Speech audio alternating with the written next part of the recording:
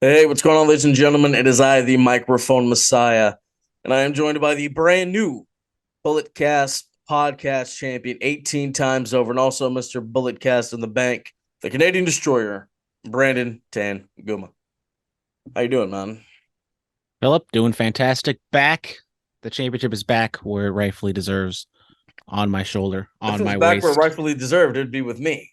I mean, Well, that just ain't the case because it's with me, 18 time, born on July 18th. It's only apropos.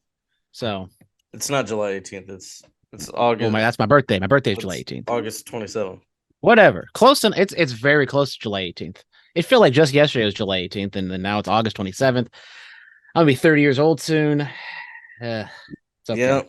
I'm still 27, sitting on 27 cents, baby. Yeah. What's up, man? We're here to talk about All In because AEW apparently went all in because they were in London. Wembley Stadium. I'm gonna say this here. Show was good.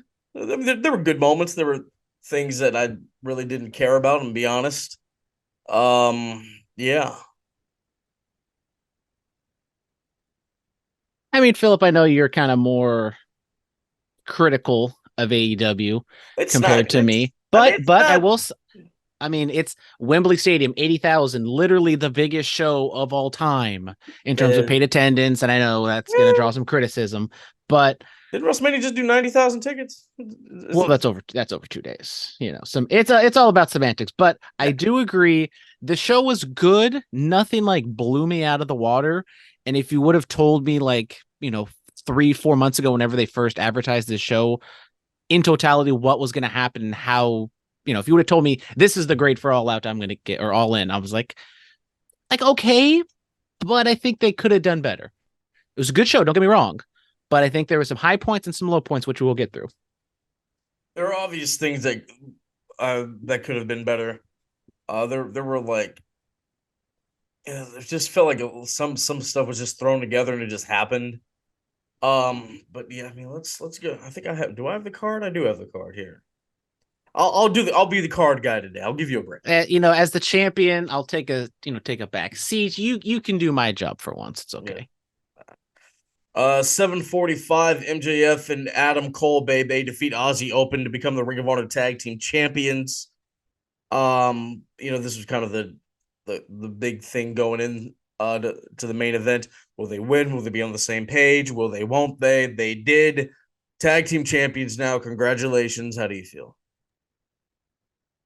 I mean, the match was just kind of there, to be honest. I mean, we speculated before the show, or in the predictions of, is there going to be a turn? Is there going to be an angle? What's going to happen? Is it going to set up into the main event? And none of that stuff really happened. It was just a straightforward match, and double clothesline, kangaroo kick, clean win by Adam Cole and MJF. They get the win, and that was it. I mean, it was like an okay match. I mean, crowd was hot, obviously, for the baby faces, for the challengers. So just kind of a weird match, I would say. And I think I'm going to say that for some other matches on this card as well. It was just kind of there, and I don't know exactly what to make of it. Which, we make predictions, and sometimes those predictions don't pan out. As a champion, I got the most predictions right out of everyone on this podcast, but I digress.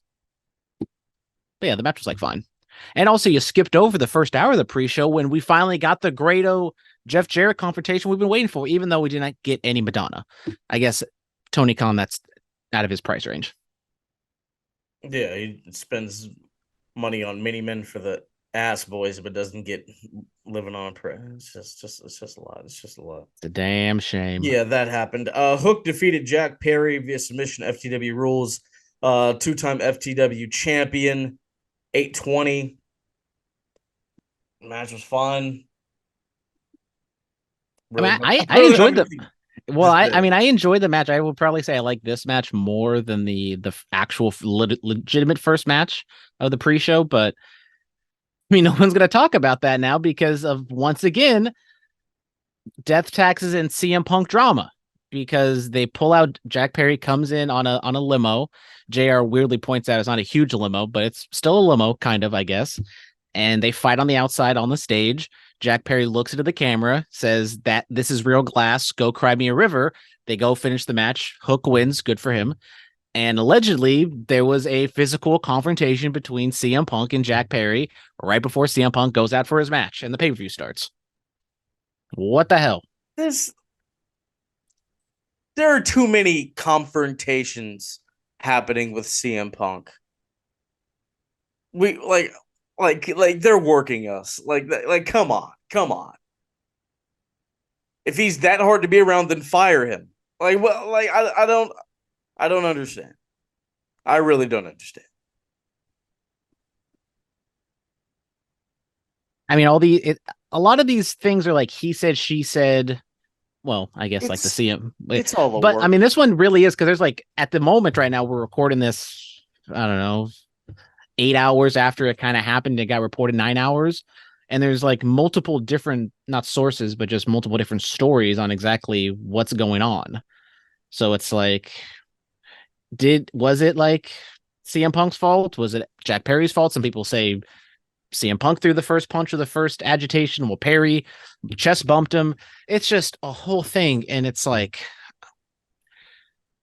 CM Punk is the common occurrence here, but then also sometimes CM Punk isn't like the catalyst for this. So it's like, do you just get CM Punk out of there to get it to stop it? But I don't know. Cause we watched this like both of us did. I was able to stay off my phone for the majority of it to not see any spoilers. And then, of course, I opened my phone. First thing I see on Twitter is the Sean Ross Sapp report that there was this altercation. I was like, guys, can we just have like one time where nothing happens? Can we just Stop believing enjoy the dirt this? sheets. Stop believing the dirt sheets. It's all a work. End of discussion. End of discussion. Till I see footage, I'm not believing any of this. Anyways, we were supposed to talk about the Hook Jack Perry match, which I said, very good match. I mean, it was relatively short, but hardcore, which I guess, looking back, there's a lot of those type of matches. So maybe I kind of downgraded a little bit because it was on the pre-show, but I thought it was a good time. And the crowd was hot throughout this. I mean, I'm just going to get out the way. The crowd throughout the entire show was hot, sounded great. Maybe not as chanty, or maybe that's just the mic work that we couldn't pick up on what they were saying, but Wembley, London, UK fans, the traveling fans, they all delivered for this show. I feel like the Money in the Bank crowd was better, but that's just me. That's just me. Which crowd? The Money in the Bank crowd. Oh, Money in the Bank crowd, yeah. Yeah, I mean, that's a different type of atmosphere. It's enclosed in an arena. Clash the Castle, I think, would be a more one-to-one comparison, just because it's an outdoor stadium type show. I think the Money in the Bank crowd was better. That's just my thing. The first match of the main card proper. CM Punk defeats Samoa Joe to retain the real world title. 14 minutes on the dot. A lot can be done in 14 minutes. They didn't need to go 20 or 25. Simple. The spot where Joe swung him underneath the announce table and cracked the little barrier. I thought that was cool. Decent amount of blood here. They worked well together. The Pepsi plunge finish, channeling back to the Ring of Honor days. Great stuff. Really good match. Once again, I was pleasantly surprised. Now, it still doesn't come close to what they did back in ROH, but both guys are nearly 20 years older, so you shouldn't expect that. But, coming in this match, it was kind of, what is the crowd gonna be for CM Punk? And I kind of equate this to like what you would talk about with Roman Reigns, where it was like, they cheer him, but then boo him. It was almost kind of like like his entrance came out, CM Punk's entrance seemed like he got a pretty good pop, but then like kind of throughout the match, there was a lot of boos. And I also say boos are louder than cheers, kind of in a vacuum. If it's 50-50, boos will pierce through the cheers.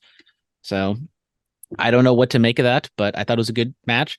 Pepsi Plunge was a tad ambitious. It didn't look pretty, but it did get the job done. It looked nasty. That's why I got the job done. It hurt more. Exactly. I mean, look, he got booed. He put his hand by his ear and did a leg drop. Yeah, I mean, we boo the guy that originally did that. Of course, we're gonna boo Punk when he does that, brother. Yeah. Konosuke Takeshita and Bullet Club Gold go on to defeat the Golden Elite 2030. Yeah. I just wasn't here for it. Like it just felt thrown together. I wasn't here for it. We should have got Kenny Omega versus CM Punk at this, but no, we didn't. I know a lot of the UK fans were kind of like angry that they didn't get a one-on-one Kenny Omega match because that's kind of the one place he hasn't done that because a lot of the times he's gone over to London or to England and the UK, it's been in a tag team scenario, so he gets another tag team match in the UK, and I can see where they're coming from. I mean, we did get kind of an extended singles or one-on-one um match or sequence from Kenny Omega and Takeshita, which was good. And I agree, like there was good action, good athleticism. I thought Kota Ibushi, like, no fat shaming here because I'm not one to talk, but he came out to Blood and Guts and he just didn't look like Kota Ibushi, a little bigger, maybe a little bloated, something like that. But he came out for this one. I thought he looked much better, looked similar to the Kota Ibushi from his prime years in New Japan. So I thought that was a good sign. And he wasn't asked to do much, but I thought he was pretty good. He did slip on that kind of double moonsault with Kenny Omega, but overall, I mean, this was kind of just Kenny Omega's match. I thought he was the focal point, obviously, with Don Callis. Adam Page kind of did his thing. Kota Ibushi, did his thing as well. But the match was definitely centered around Kenny Omega, as is the finish with Takeshita rolling him up. And I would presume we get that one-on-one match next week at All Out. Yes, yes, yes, yes, yes, yes. Moving on from that, FTR to oh Jesus, excuse me. FTR defeat the Young Bucks to retain the AEW World Tag Team titles 21-45. Multiple falsies of finisher fest, if you will. But FTR when they were the revival and the great video package, by the way. Look, I will say that. And did enjoy the video package before the match. But they were the revival. They were kind of the kings of the fall season, the false finishes with their matches with DIY and etc. So continuing that here, they win the trilogy. I thought this was, for me personally, by far and away the best match for on the show. It was just kind of straightforward, no nonsense. They had a tag team match and they delivered. I mean, I thought there was a lot of good storytelling, some callbacks. Excalibur and the bunch, did a good job at pointing out those callbacks. And then FTR gets the win, as I predicted, once again. But yeah, I thought it was just a really solid match. I will say this also kind of stuck out throughout the entirety of the show, and I thought it was prevalent in this one. The commentators needs to stop doing the "oh my god, this one's over" and then they end up kicking out. It's so WWE, and I think WWE's been better at that, but for whatever reason, I felt they leaned on that so much throughout the show. Of the one, "oh my god, it's over. There's no way he's kicking out of that," and then he kicks out of it. Like, Philip, as a commentator, I know you might have your own ways of calling matches, but that's just as a fan, I just feel like that's one thing that takes me out of the moment when they are so over the top. It's like, okay, they're gonna kick out. And there was like, was it the not the Shatter Machine, but the Dax Harwood kicked out of the BTE trick, and I was like, he could lose this. And then Excalibur said, "There's no way he's kicking out of it. New champions," and that just completely took me out of the moment. Yeah, I normally do. Is it over? Like I question, is it over? I don't just say it's done. You know, that's just my thing. But maybe I should have been calling it Wembley, huh? Mm. Maybe. Oh my God, is it over? 1, 2. No, he kicked out. That's that'd be my thing. But no, I mean, very good tag team match. Great stuff by these guys. We thought or people did think the Young Bucks would win given what happened with Cash Wheeler, but nonetheless they got the big dub scheme. All right, Stadium Stampede, Eddie Kingston, Orange Cassidy, Best Friends, and Penta El Zero Miedo going up with Alex Abrahantes. Going to be the Blackpool Combat Club 21-30. Skewers, forks, just anarchy in the arena, basically. But it was a stadium and there was a stampede of wrestlers. That's why it's a stadium stampede. All right with the dad jokes. But it's not a dad joke, it's just explaining. That's that's what dad jokes are. They yeah. Sorry. You actually have a father. You should know this. Sorry about that. Yeah, look. We got with these people involved, there's going to be blood. The skewers is theoretically a new spot that they've done. I saw a picture of Eddie Kingston bloodied up after. It looks cold as hell. I'm gonna need that frame somewhere. That's dope. But congrats to these guys. I thought BCC would win. It just made sense. as an actual cohesive unit for them to win, but no. That make too much sense.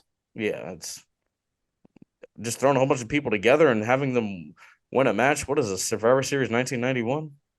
Oh my god, what a callback. Yeah. There were a lot of Wembley Stadium Survivor Series or SummerSlam 92 called or mentions, with Brett and Bulldog and all that other stuff. I don't know if you knew this, but Nigel McGuinness was there, and that's the day he said he was going to become a professional wrestler. Sam Roberts was there, and that's the day he really fell in love with wrestling, I hear. How did he? Why was he in London? He just went there, or He was like a kid. He was, military family? yeah, I believe so. Okay, okay, Just nice, living in nice, London. nice. First wrestling show he ever went to, SummerSlam 92. What are the odds, right? Must be nice. Must be nice, right?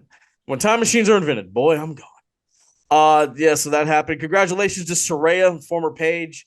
She wins the AEW Women's Championship 850. It felt a lot longer than that. Hikaru Shida, Tony Storm, and Dr. Britt Baker, DMD were all in the match as well. Saraya walks out to We Will Rock You. Oh, did we are we not gonna mention during the Young Bucks entrance what JR said? He said a lot of things. What did he say? He said, he's like, Freddie Mercury's not here, is he? Oh yeah, I remember. Yeah. I was like, oh, I was like, okay, buddy. I mean, I would. That's not Jr. being tone deaf or something. He's obviously like making some sort of joke, but it did not land at all. It did not land at all. But yeah, it comes out to We Will Rock You. Love it. She was accompanied by her family. Congrats to Saraya. Big moment for her. She deserves it coming back from the injury and all. I kind of made the joke of like, oh, she's getting the queen entrance. She brings her family out. She gets the first entrance. There's no way she ends up winning, right? And then I eat my words. 8 minutes, 50 seconds later, she ends up getting the championship, and I'm trying to think here who we are. is she the is she the first woman to win the Divas and AEW women's titles? I would believe so because pretty much all the champions for AEW have been Just quote strictly unquote AEW wrestlers. the only woman in history to hold the NXT Women's, the WWE Divas, and AEW Women's Championships. Congratulations. That's a nice feat. You love to see it. You love to see it.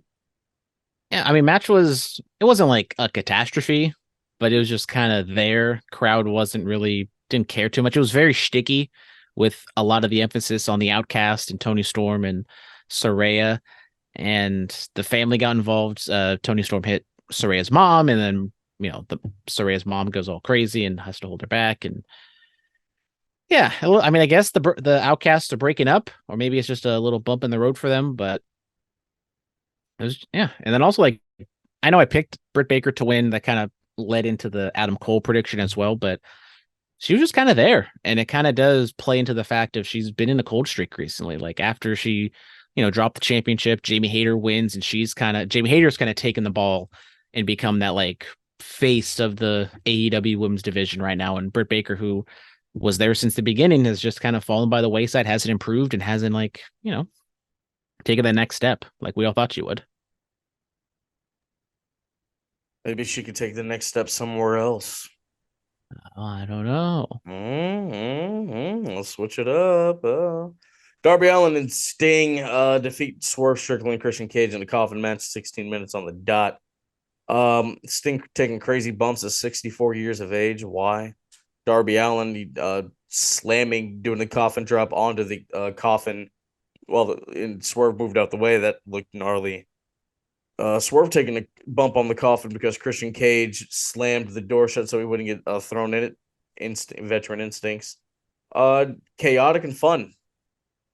Agree. Once again, Tony breaking out the wallet for some licensed music with Sting and Darby coming out to Seek and Destroy by Metallica. Like as a huge Metallica fan, like as you see, Philip, I got a giant Metallica football right there. I don't know why he did that. Like Metallica is obviously not a UK band, and Sting walked out to it in WCW at one point in time. So that's okay. I mean, I guess that makes sense now, but yeah, it was just kind of like strange and kind of out of nowhere. But I'm not complaining. I thought it was a great little touch. And if you remember, then that's I know. I'm sorry, Excalibur. I mean, Excalibur wasn't there to explain it to me. That's why I needed to be on the call. Exactly. TK. I can't. I gotta stop calling him that. I only call talking kid TK. But Tony Khan, you need me on there to explain these things. But yeah, fun match. Sting. I mean, by God, I said this in the moment. Like we'll talk about it later. Sting, who I don't know what the exact age difference is compared to Daddy Ass, moves much better. Like I know he's not like jumping as much as what Billy Gunn's doing, but like especially because they're so close in matches, the difference is jarring. Shout out Sting. Shout out Sting. Will Ospreay defeated Chris Jericho 14:55. A good match. Jericho at the end, telling him to bring it on, and he gave him that hidden blade right on the chin, and then the what's the finisher called? The Stormbreaker. Stormbreaker. Yeah, yeah. So this is what I was talking about when it was like weird match. I just thought this match was so weird, and it kind of does play into the lead up of the Jericho turn, then not turn, and Osprey being a hired gun heel, but also in his home country. And just the dynamic of the whole match, I just thought was weird. Don Callis stayed away, didn't get involved at all. It was Jericho that was doing the heelish stuff. Sammy Guevara gets involved, hitting Osprey with the bat, and then Jericho pushes Guevara off to the side after the match. So like I just kind of feel like it's all a mess, and they might just erase it and kind of give us the Men in Black flash and make us pretend like that never happened, and Jericho ends up being a face, or he is a heel again because he hasn't won in a while, which Excalibur, whoever brought up that he's lost like 3 or something singles matches in a row. It's one of those things where you're a heel in the States but a face in your home. It's like Brett in '97, heel in America, face in Canada. It's just I get it, but like Osprey could have been the triumphant UK, English king, but Jericho, I felt like they didn't have to go that heavy handed. Like if it was just a straightforward match, Jericho was like a babyface, or Jericho was just being, just legend Jericho, and then Osprey is just being Osprey. I think that match would have been just fine. But I think kind of the extracurriculars of Jericho leaning into being a heel kind of did make the, especially like an AEW viewer from the United States, just like, obviously I'm like a big Osprey fan and I kind of wanted him to win, but it's like, if you're a Jericho fan, you're like, what is going on here? Why is he acting like this?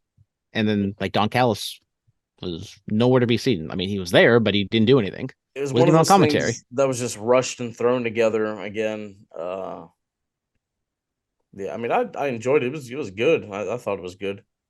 Um, but yeah, I think like if this match was, as he said, supposed to be at the Tokyo Dome in New Japan, I think the match of itself was good. Like I agree with you, but I just think like the extracurriculars and the storytelling leading into it kind of like makes it the weird match that I was saying, just kind of weird and just didn't click for me. I will say that Jericho showing up to Rev Pro the night before, masked up and attacking him, kind of like what he did to Kenny Omega at the original All In.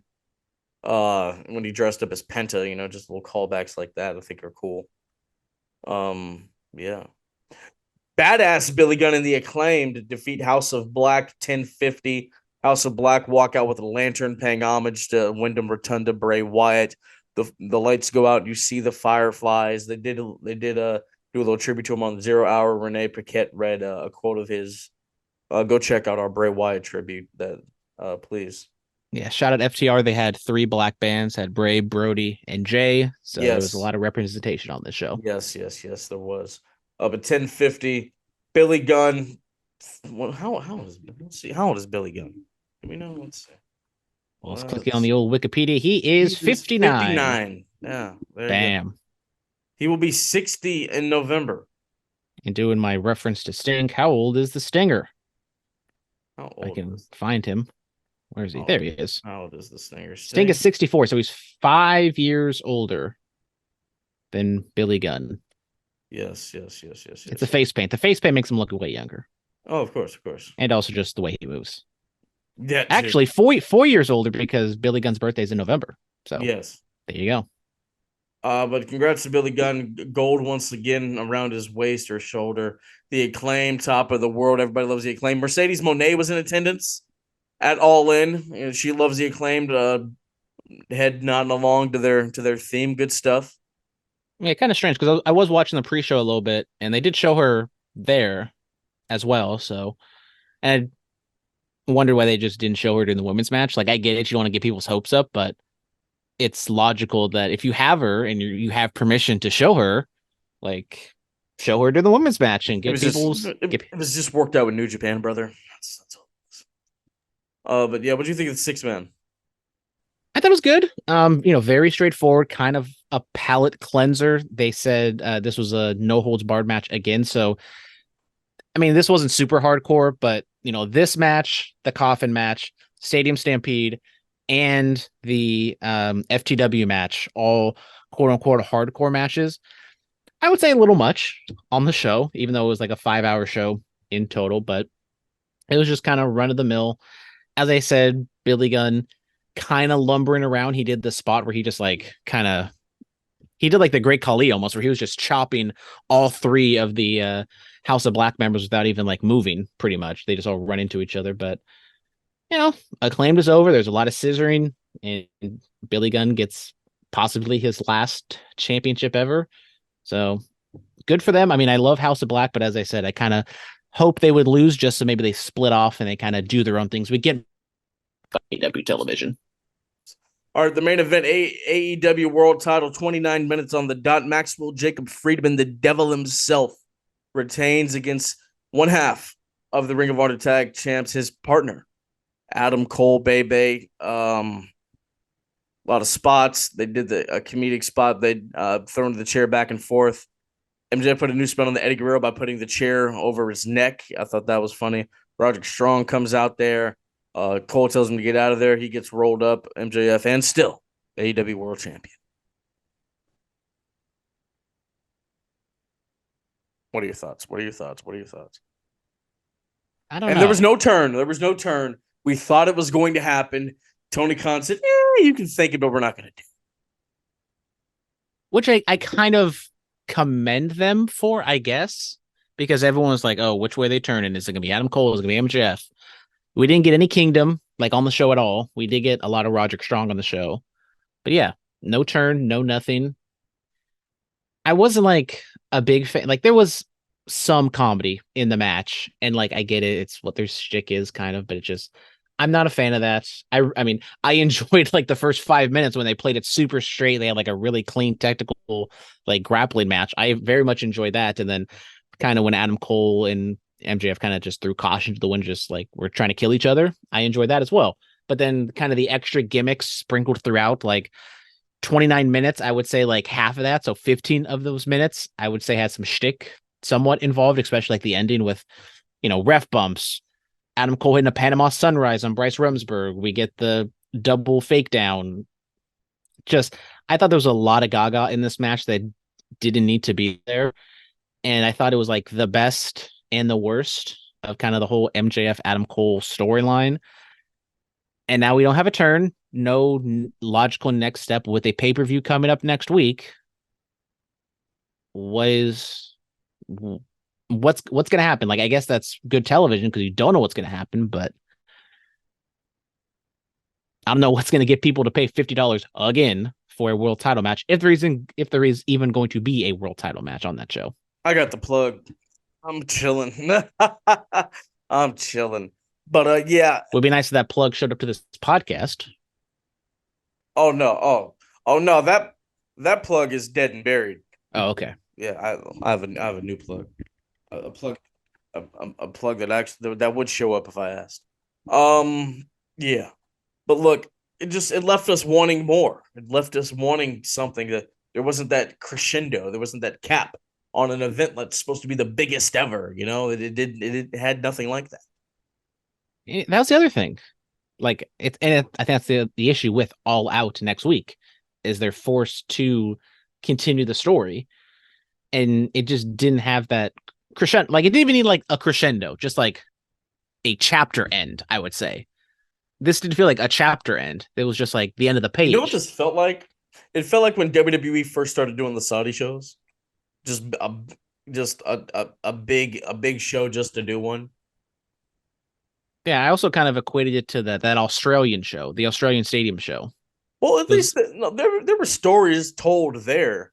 that at least had some Like there endings. was, I mean, there was stories told on this one, and there was some eventful stuff, but not like the super big stuff that you might expect from a big stadium show. Yeah, I mean, what happened? I need to watch. What happened at that Australia show?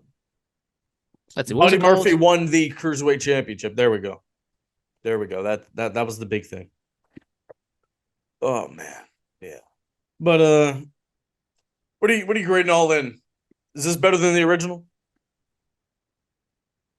I probably would say no, just because I think the heights of All In were better. I mean, I know it's canceled, but that Okada Marty Skrull match I thought was just absolutely fantastic. One of the best matches that That the and I night. know I know he's canceled also. That Joey Ryan resurgence with Adam Page, that was something.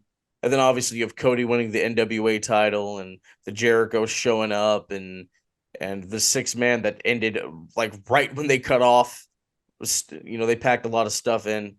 Uh, yeah, just yeah. I think I'd give AEW All In like a B plus. I would say there was nothing bad on the show. I'd probably say the worst match would be that women's match, but like it was fine. It didn't overstay its welcome, so I'd give it like a B plus. But there was nothing that fantastic to kind of take it over to the next level to make it an 8 show. I'll just give it a B. Like it didn't like. I might give it a C plus. I don't know. Huh? Like I'll give it a low B. I'll do that. I didn't. There was nothing that made me go yeah. You know. I would say the only one would be that the tag team match. There's a lot of tag team matches. The AEW tag team match, World Well, yeah. Tag I mean Title. that was very good. I did enjoy the punk. Excuse me. Jeez, I'm a sleepy boy. I got the itis. I did enjoy the punk Joe stuff. I thought that was fun. Yeah, I don't know, man. We're gonna have to wait to see what they do with All Out next week. Yeah, thank you guys for joining us, BC.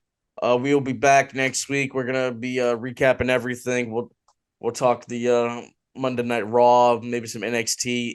NWA had a show, and Impact had shows also this weekend.